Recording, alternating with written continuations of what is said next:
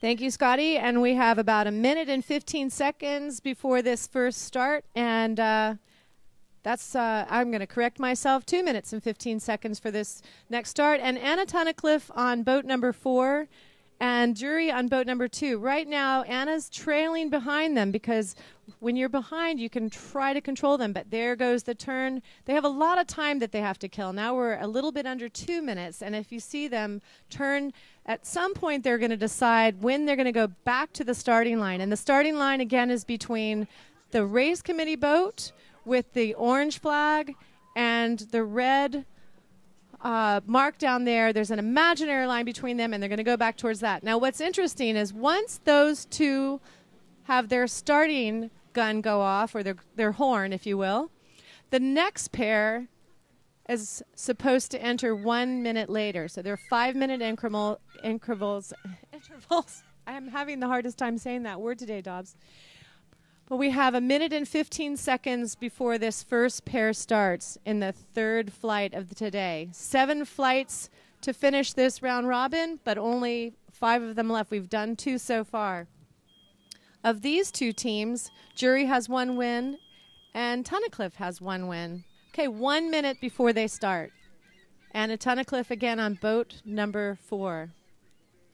Let's call Scotty. We're going to call Scotty again, see if he wants to call this last part.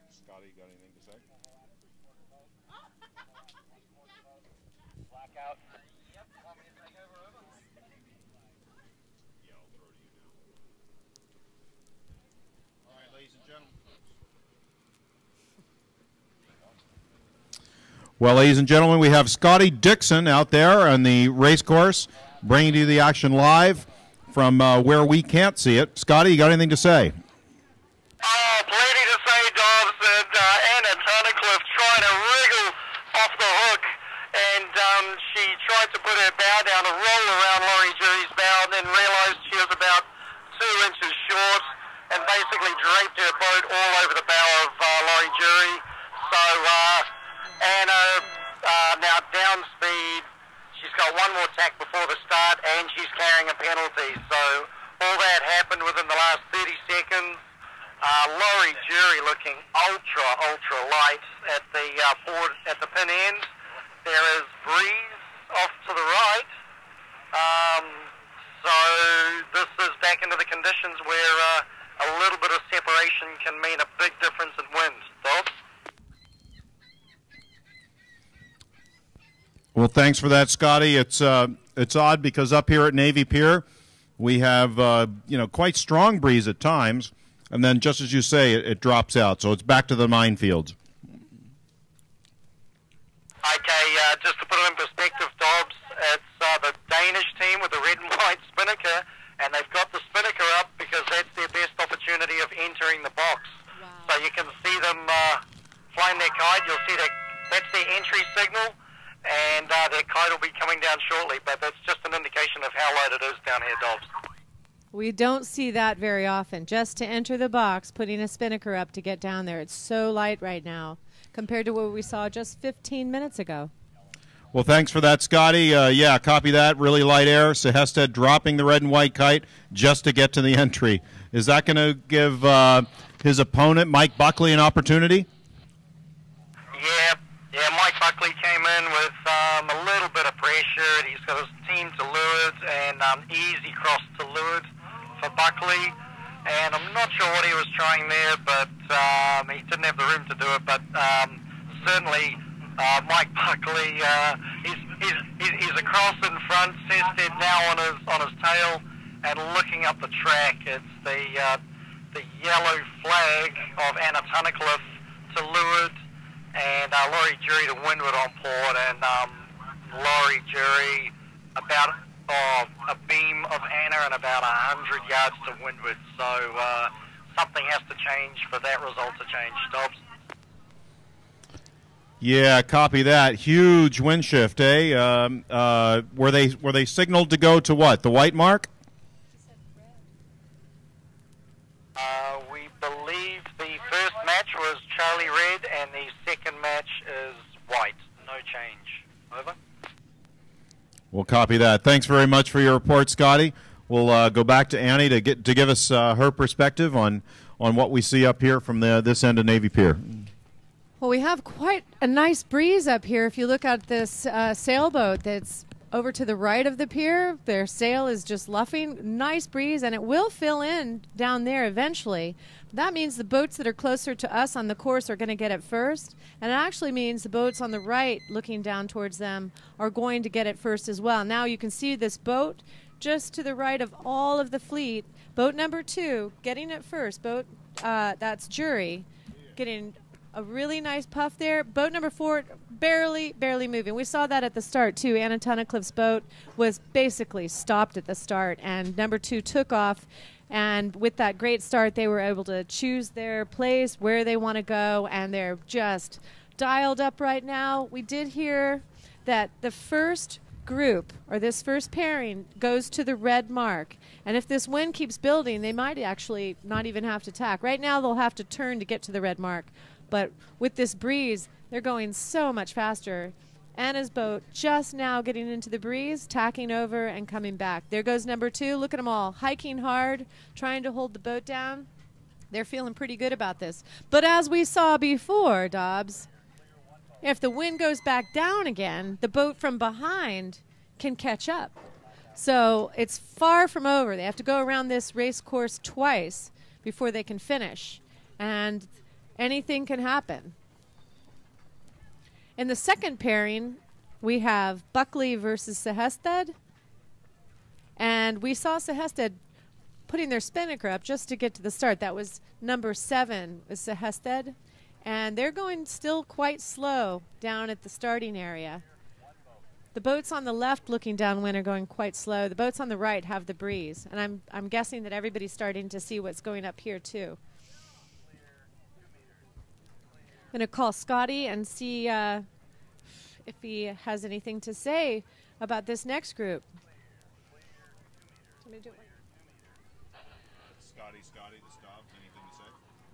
This is a huge lead with number 2 and number 4. Okay, there goes another start. Number 5 and 7. Yeah, stand by. Buckley on 5, Sehested on 7. We're going to ask Scotty what he sees. Scotty, give us the picture from what's going on down in the pre-start area. Crazy changeable down here, Dobbs. We had Chested and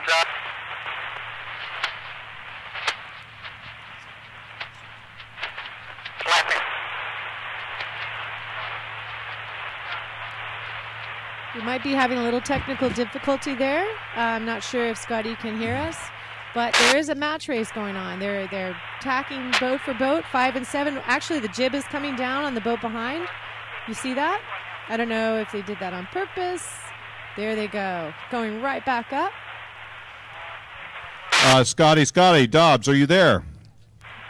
Up to 12 or 14 in the space of 20 seconds, Dobbs. Scotty, we missed your entire transmission. Don't know what happened, but give us a picture, mate. Okay, testing now. Can you hear me now, Dobbs? Over. Yeah, we got you now, Scotty. So we're eagerly awaiting your report. Okay, I'll push harder on the transmit button this time. Crazy changeable conditions down here. We had Chested and Buckley in the last minute of their pre-start with almost no wind and no boat speed, and then as the gun went, puff came through and it was instantly blowing 12 or 14 knots, hard right-hand shift. So again, it's a real minefield here, and I think as the humidity builds, they're talking about thunderstorms, and as the humidity builds, I think it's a lot more unstable air and a lot more vertical component to the breeze. Dobbs? We'll copy that, Scotty. It's certainly changing conditions. The clouds come in and suck the wind out. A little bit of sunshine brings it back.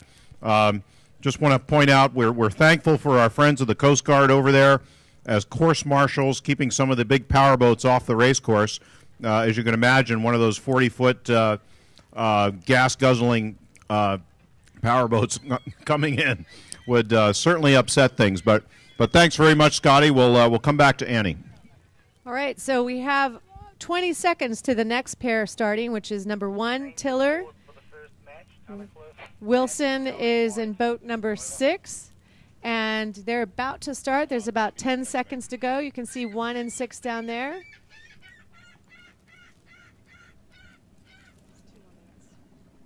Okay, my watch is off again. We have 2 more minutes to their start.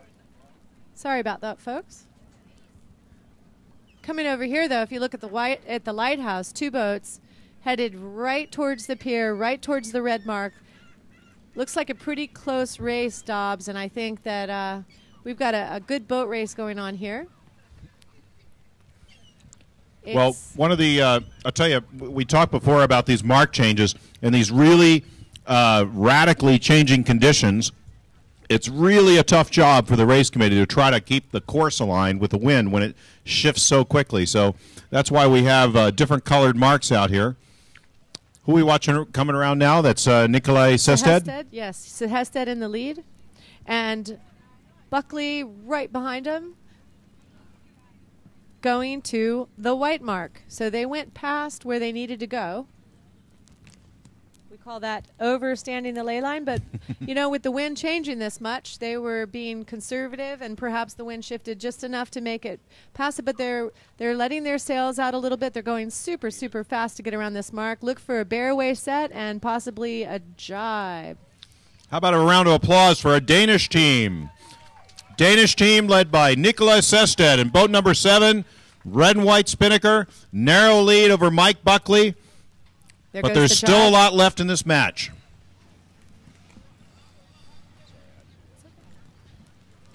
Spinnaker caught on the jib a little bit, and there they got it.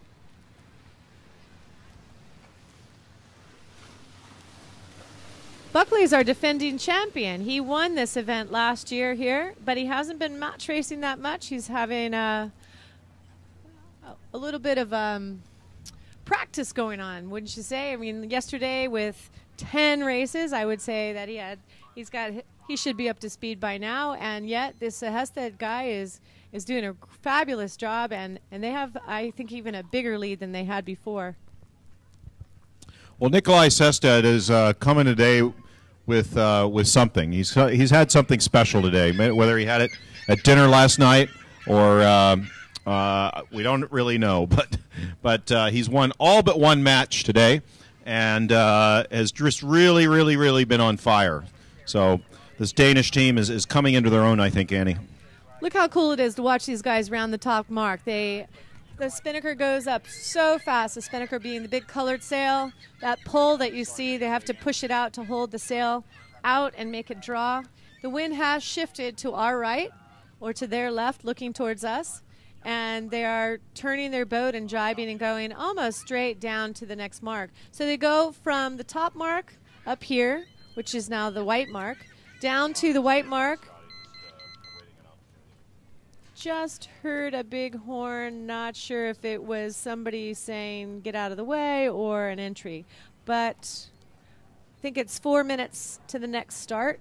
And the last pairing, oh, this will be a good one, Dobbs. This will be Canfield and Hardesty, but we're going to throw it to Scotty.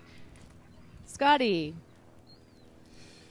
So Scotty Dixon out there in the pre-start area. Tell us a little bit about this match coming up with Taylor Canfield and Bill Hardesty. I mean, these teams are on fire. This has got to be a good match. Yeah, that's right, Dobbs. Well, this is a match that certainly the Chase Boat team have been looking forward to. We're anticipating fireworks on this one. Canfield came in from the left. They did a dial-up, and Canfield's managing to get over the top of Bill Hardesty out of jail, but Bill Hardesty hot on his hammer. So I'm sure you've already preempted this by describing the race yesterday between these two. Just going around the bottom mark right now, we've got Sested with about a 2 boat length lead over Buckley, and there's about 2:40 to go in the Hardesty Canfield match now. Dobbs? Well, thanks for that, Scotty. I mean, I hate to say this because it'll be commentator's curse, but it almost looks like this breeze is is filled to stay, but as I say that and I look across, we might get back to minefield conditions. Any perspective from where you are? Well, I think what you were trying to say was right now we've got good breeze on the race course, and because the breeze is coming from the city direction, you can't really tell what's coming next. So it's basically what you see is what you get, and right now it looks okay, not fabulous, but because the breeze is coming down directly over Navy Pier, it's making the race course quite volatile and shifty. There's 1:46 to go at the Hardesty Canfield start, and quite a lot of separation between the boats at the moment, but we're expecting fireworks here in the next minute. Dobbs? Well, Scotty, what side would you take? I mean, what's the preferred side on that starting line down there? Is it better to lead back and get the pin, or what do you see?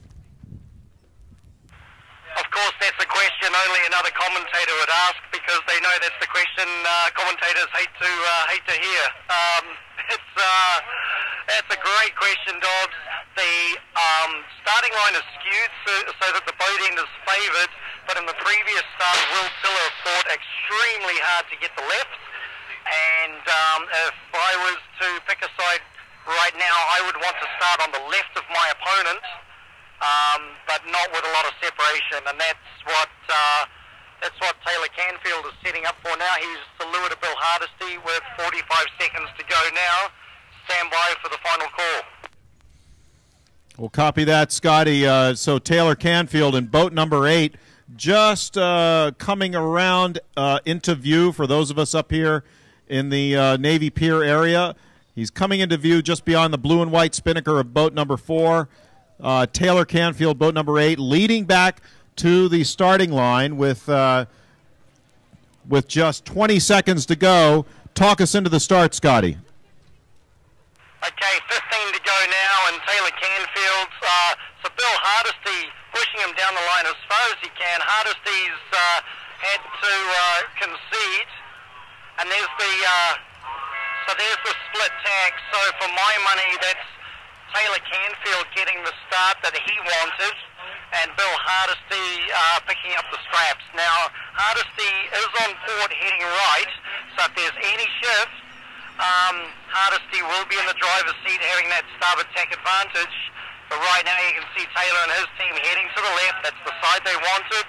And Hardesty heading to the right. And again, these I hate to say, but it's typical of the top teams that sail with a lot of confidence to kind of rip off the wing mirrors and throw the playbook out of the window and just, I hate to say, go for the corners, but these are the types of teams that really back themselves and Yeah. Well, thanks, Scotty. Sorry, got to break in. We had some very exciting action here at the top mark. First with Chicago's top-ranked match racer, Don Wilson, who's had a tough day today, leading Will Tiller. Will Tiller is a young Kiwi phenom that has been top in the rankings in the competition. And with this big wind shift now coming downwind in the yellow and white spinnaker, Don Wilson is taking early control of Will Tiller. And also Nikolai Sested in the red and white spinnaker coming around the top mark now just ahead of Mike Buckley. They're on their last lap. Well, hopefully you're reading me now, Dobbs, but Taylor Canfield bow up, pointing at the mark, and if he can hang on to this lefty, he will be a mile in front of Bill Hardesty. But Bill Hardesty's starting to get a bit of right pressure now, but a lot of separation between the boats, Dobbs. We'll copy that, Scotty. How does it look for Don Wilson coming downwind at you in the yellow and white Urex spinnaker? They still have that lead on Will Tiller? Yeah, Will Tiller jibing as we speak, the orange and white kite, and a little bit of a messy jibe by Don Wilson, just the kite struggling to fill. So I would say Don Wilson still with about a 3 to 4 boat length lead, and Wilson obviously reaching up out of Will Tiller's gas. So So Don Wilson's still in the lead. He will lead around the mark, but I imagine Will Tiller will have closed this to within a boat length. Dobbs. And here's the cross, Taylor Canfield and Bill Hardesty. Bill Hardesty with a piece. And for Hardesty forced to tack away. Hardesty looked like he had great speed. So this one, bow to bow, Canfield not quite able to cross it. There's a green flag from the umpires. So it's going to get hot here at the top, Dobbs. Yeah, we'll probably pick up the top from here, Scotty. Thanks very much. But let us know. We see you out there now just behind boat number 8, Taylor Canfield. So it'd be very interesting to see what happens in their next engagement. We've got Annie back. Annie. Well, Hardesty is coming over here on starboard tack. They are the right-of-way boat. Canfield is the give-way boat. They're coming over here to the white mark. Right now, Canfield's still trying to build up speed so that they can head around this mark. If they have to turn, if they're not clear ahead of Hardesty, and Hardesty's allowed to hunt, well, it looks like they're crossing just barely. They are going to head up just enough to get around this mark. Very, very tight race. And what we've seen in the past, when they're this close, the boat from behind can attack. But with that tack with Hardesty, you slow down a bit. That's going to separate them just a tad more. Coming out of attack in this super light air by the pier. Whoops! That's called a wrap, gentlemen and ladies. And they have to let the spinnaker down a little bit, untangle it, and let it go. Better set from Hardesty. Still not filled. Look for them to turn and jibe soon.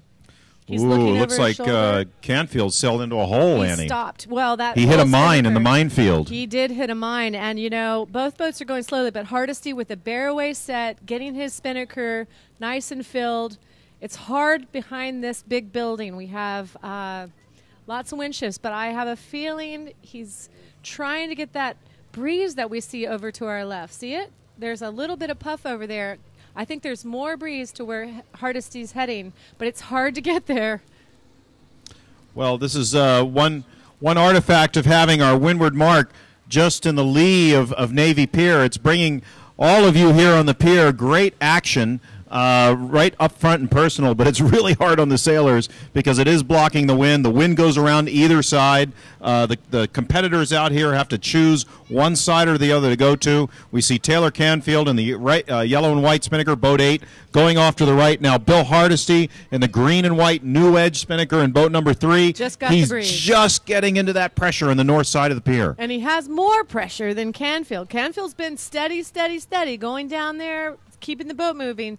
But as we see, Hardesty, they're actually able to turn their boat towards the finish line. Once they get out into more of that dark green water with the wind, they're going to pull the pole back, sail even lower and lower, and they're so separated right now. The further they are away from each other, the bigger the loss and the gains. And right now, Hardesty is behind, but more breeze right now. Well, we're going to check in with Scotty Dixon. Scotty, you're over there with Taylor Canfield. Are they happy looking over their left shoulder and seeing Bill Hardesty in the green and white spinnaker with all that pressure? Yeah, absolute minefield here, Dobbs, as we've already said. Taylor Canfield going downwind on starboard. He's pressured up. He's headed. I think he's feeling good.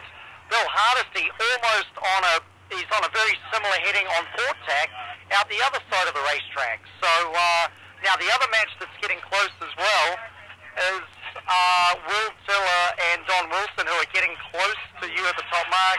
Wilson's still controlling that one, but less than a boat length in it. But yeah, Canfield, it looks like Hardesty jibing now. Man, it'll come down to the last puff, but they're coming in from opposite sides of the course, and right now both boats with good pressure. It does look like Hardesty will be ahead. He's coming back on a good shift, so I would say Bill Hardesty he's looking very comfortable actually, Dobbs. We'll copy that. Thanks very much. We're going to pick up the action here at the top mark between Don Wilson and Will Tiller. Annie, it's close. Wilson on number 6. That's Don Wilson from Chicago, our top matched U.S. or Chicago ranked skipper. with a very good crew on board. They're doing the typical match racing moves, staying between the competition and the mark. You see them tacking now. It's light air right now. We've seen it go up and down and left and right. And what we see here close to the pier, as Dobbs was pointing out, the closer they get to us, the trickier it is.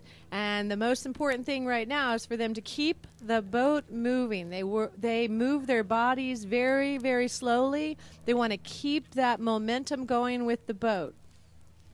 Well, Annie, the toughest sailing there is in light air, isn't it? I mean, that's where it's full concentration. Absolutely. It's not when it's really windy, when it's physical. It's the mental, small, nuanced game of light air sailing.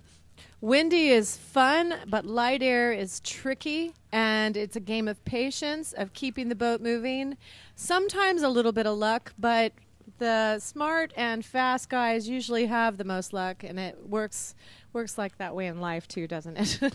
Here they go. They're coming around this top mark, and Wilson in the lead. He needs this win. He's had 2 unfortunate races before this and not doing his due diligence on finding the right mark. But as he rounds, hey, crowd, let's give our local Don Wilson a big cheer as he rounds the mark in first. Come on, louder, Don Wilson louder. and his team, top-ranked Chicago sailor, leading against the top-ranked competitor in the world, Will Tiller from New Zealand.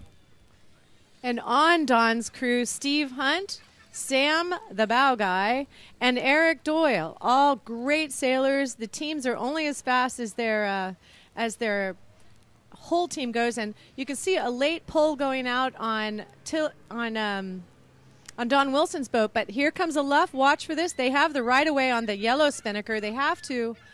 Wow, the orange spinnaker got the wind first, had a better jibe, and rolled right over the top of him. Well, this is where, just luck, experience, you could call it what you will. It's funny how the best guys just get lucky, Annie. I've never been able to explain that. The best guys seem to always have the luck, but now this is the reversal we've been talking about all week, where the boat that's behind coming downwind can be in a controlling position, has an opportunity to pass. You've just seen it here. Will Tiller passing Don Wilson, but now Don is in a position to attack, so he's now in the attacking position with the boat 6 and the yellow and white Urex spinnaker. And boat number 1 is Will Tiller. He was the leader, one of the leaders coming into today, and today he is undefeated. That kid and his team from New Zealand are doing a fabulous job. They work well together. They sail together. They don't have any pickup crew. They've basically brought their whole team here, and he's one of the upcoming stars worldwide in the ISAF ratings, the International Sailing Association. They've given everybody the match races a ranking, and Will's one of the top. And he's pretty young. He's got a nice young crew. They work together, though. They sail together. They have a great program in New Zealand, and they have a great program here in Chicago. So we're watching 2 fantastic teams. Look how close they are, Dobbs. Yeah, and Don and boat number 6 still on the attack. He's looking for an opportunity. It ain't over yet. They are on their final lap to the finish, or final leg to the finish. So halfway down the run, they've got to figure out something, do something. Here they go jibing, Tiller jibing to match. So just like upwind, you can have a tacking duel. Downwind, we have a jibing duel now. Wilson looking for anything he can just to try to close the gap, bring the game ahead to Will Tiller. That's right, Dobbs. And we are completing flight number 3. Today we have 7 flights in round robin number 2. In each flight, there are 4 pairings. We have 8 teams out here. Yesterday we had 10 teams. Today we have 8. 2 were eliminated this morning after our final part of round robin 1. We've had all kinds of conditions today. Generally pretty light, though. Every now and then we get a nice squirt of breeze. And looking down the course here now, this is Hardesty against Canfield, and that's Hardesty on boat number 3. He's leading. He's from San Diego. He helped start the Chicago Match Racing Center. And Dobbs, what are you seeing? Yeah, Black Flag Billy. He's doing well here. He had that unfortunate incident yesterday in that final flight, earning himself the ignominious Black Flag. So he's got maybe a name tag on him now for a bit, but he's overcoming that for sure. Now look how light it's getting, Annie. super, super light. And as we were talking about, it's all about keeping the crew weight in the right position, keeping the boat moving, trying to not do too many wiggles on the rudder or the steering device. I like to call that the brake. The rudder is the brake when it's this light. The sails are making the boat go fast, the body weight, but the driver is generally trying not to slow them down. They're coming around this white mark. You can see a pole out there sticking out in front of the boat about 6 feet up. That's the spinnaker pole. The green spinnaker will be hoisted. We'll count. 1 1,000, 2 1,000, 3 1,000, and it's up, and their boat still overlapped that top mark. That's beautiful set. They're still trying to get it to fly, and they're going right into a jibe. That's a turning downwind.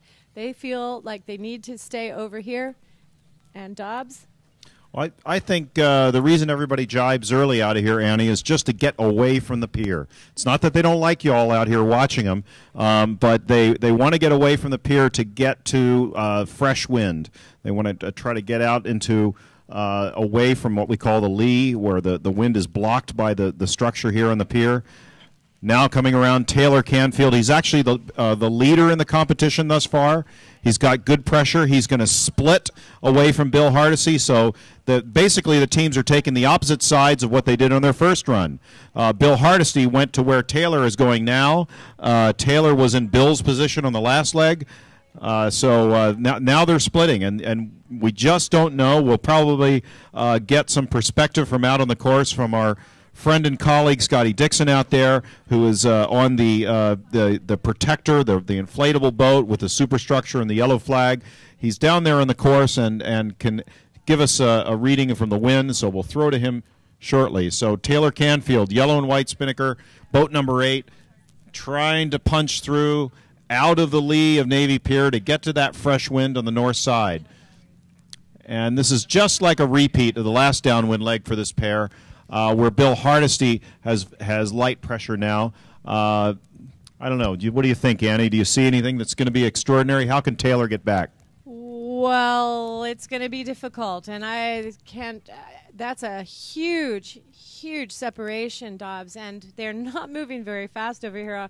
The only reason to go out towards our left with that yellow spinnaker is to find some wind on that side of the pier, and looking over there, it looks like a mirror. So I don't see a lot of pressure over there. I think Hardesty is going to, unless something wild happens and a big cloud comes over here over the yellow spinnaker and they have their own private breeze, which can happen, this race looks like Hardesty has nailed it. And it's a big win for Hardesty. He needs this win. Canfield today is undefeated. So going after this, then they would be tied in points. And we will get the official results and report it back to you. And so go ahead, Dobbs. Yeah, Scotty Dixon, you're out there. Bill Hardesty pointing right at you with the green and white new edge spinnaker in boat 3. He's got a little bit of pressure, but we're watching Taylor as well. He's got pressure. What do you think?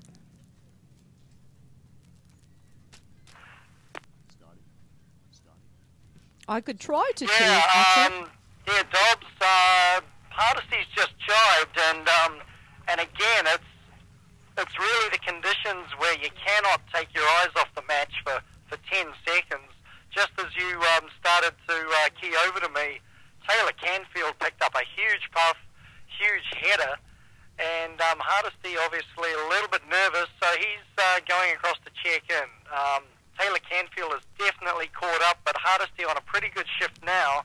And really around that last mark, Taylor Canfield playing the right card, the only card he had left, and that was to do the opposite of what Bill Hardesty did. But for Canfield, that was the side that Bill Hardesty gained on so massively on the first downwind. Dobbs? Oh yeah, I can fake it. Well, thanks for that, Scotty. Certainly that match has converged. How close? What's that cross like? How close are they? Hardesty rolling into a jibe now. Very nice jibe. Canfield's closed it up to within 3 boat lengths. And again, light conditions, and every maneuver costs you valuable distance. And we can see Canfield just quiet drive away from Canfield. So Hardesty's going to have to continue on starboard. He's almost laying the pin, but about 3 boat lengths in it, Dobbs. We'll copy that. There's still split, Scotty. Is Hardesty going to get better pressure there over on that side? No, Billy's jibing now, but what do you see? What's that separation? Yeah, Dobbs, get ready for this. I'm not sure I believe what I'm seeing, but Taylor Canfield driving one last time. He's coming on strong. Hardesty trying to get up to the pin. It's going to be super, super close. We're speeding up now, and there's the finish. It's Bill Hardesty's yellow flag, but another 10 feet. Taylor Canfield would have had that race. So Taylor Canfield coming on like gangbusters right at the end. Bill Hardesty, you could see him urging the boat forward. He just couldn't get to the finish line quick enough, Dobbs, but he did just enough. You can see Taylor Canfield with his hands on his head going, what could I have done to buy another 10 feet on the race course? So it turned out to be a very exciting finish, Dobbs. Excellent. Well, thanks for talking us through that. I mean, again, it's just fantastic match race action. It's never over till it's over, is it, mate? Well, it sounds so cliche, but today it's light enough that you have to pick a side of your opponent. You can't cover them on every tack, every shift. And so, as we were saying earlier, a little bit of separation goes a long way, and the breeze is shifty enough and dicey enough that there are a lot of passing lanes out here, Dobbs. Well, fantastic. Thanks very much for that, Scotty. We're going to roll it back to Annie here in a moment to get updated on the scores. But we thank you for the blow-by-blow action out there and narration. Fantastic. So, Annie, do we have... Thanks, Dobbs. Having a great time out here. Okay, we just got it from the race committee, and the flight number 3, the winners were Jury, successful over Tunnicliffe, Sehested beating Buckley, Will Tiller beating Wilson, and as we just saw, a super, super close race with Bill Hardesty over Canfield. And if I go through the results overall, we have Jury with 2 wins, Sehested with 2 wins, and we have Tiller with 3 wins, and Hardesty with 2 wins. So overall right now in round robin number 2, with 3 wins, Tiller is in the lead. Sehested, Hardesty, and Canfield and Jury all with 2 wins. Tunnicliffe with 1. Buckley and Wilson with 0. We call that a goose egg. But there's still 4 more flights to go for today to finish round robin 2. So stand by. We're gonna have a short interview with our chef. Okay, so we have Chef. Oh, he wants to sit. He's probably been standing all day. We've got Chef Scott here, and it takes a lot to feed all these hungry sailors, Scott. How do you do it, and what do you do? What time do you have to wake up? It's a magical wand that does it. I get up around 4 o'clock, and I get down to the boat around 5 in the morning so I can get things going. I not only have to pay attention to putting a nice buffet out for them to make sure that they're getting the right quality of food and protein and energy, but I have to deal with people with allergies and everything else. So it's quite a complicated little process. How many people are you feeding every day? Roughly about 100 people a day. On what we call the bread box over here, the big boat on the end of the pier? Yes, a lovely 75-foot box. It's got a beautiful kitchen with a nice large counter and ovens, and it's very well equipped. Well, I'm certainly enjoying the food, and I know Dobbs is too. We've been devouring your sandwiches. Thank you very much. And we'll probably come visit you in a few minutes with the air conditioning. There you go. Well, come on board. Okay. Thank you, Scott. Well, thanks for that little intermission, Annie. Meanwhile, and Scott. Next, Scott's going to dance for your pleasure. Anyway, we do have signals out on the race course. There is no break in the action. They're just going to keep on going here. Where are we, Annie? We're in flight 4. Flight 4. The intention today is to do a this flight and another 3 more is what the organizers have said. So it's just continuous match race action. Who's up in the starting box first, Annie? We have Tunnicliffe on boat number 4 against Buckley on boat number 5. And again, Buckley has not won a race yet today. Tunnicliffe has only won 1, so this is important for both of them, obviously, to get a point, but especially for Tunnicliffe, as she wants to catch up to some of these teams that already have 2 wins. And in the next pair, it will be Will Tiller on number 1, again undefeated today, against Nikolai Sehested from Denmark. He's on boat number 7. On boat number 3, Hardesty.